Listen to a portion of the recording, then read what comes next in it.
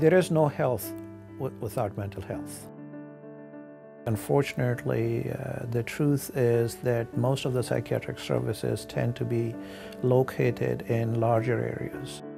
The biggest challenge is access. So if you don't have professional in the area, you have a big problem.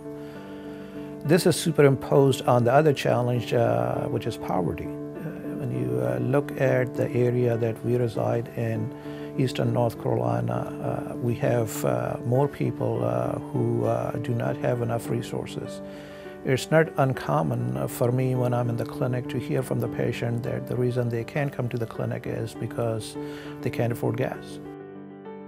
We have some people, older patients, who can drive and they can get to the clinics.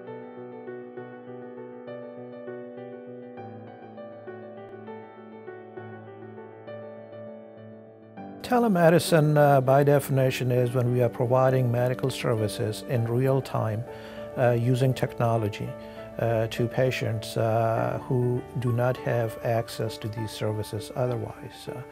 Some of the key words that I just mentioned, one is that it has to be in real time. So it's not like somebody tapes a patient and I, as a physician, watches this tape. It has to be in real time. It has to be interactive and live on both sides.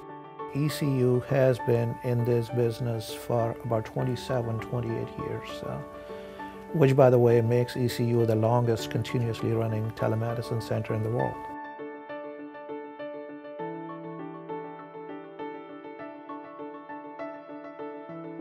We serve patients of all ages, which is uncommon, because majority of the people who are on the mental health side, they would serve adult patients, children and adolescents, and older patients. The unique thing about us is that we provide services across the lifespan.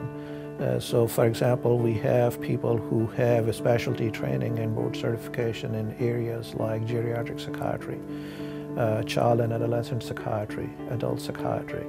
We have people trained in sleep medicine. We have people who are trained in both internal medicine and psychiatry, as well as family medicine and psychiatry. So we are really very uniquely positioned to serve patients with across the lifespan with a lot of different conditions.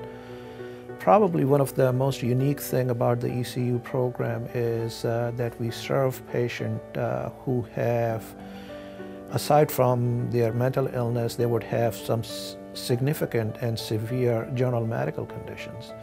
These patients typically don't get served in many other systems because of the intricacies of how you must come up with a treatment plan.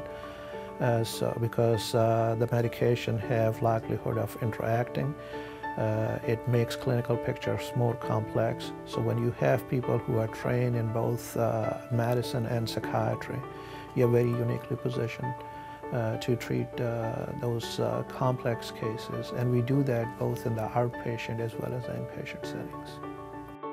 It's growing, and we serve a much large number of patients with telepsychiatry than we were ever able to do.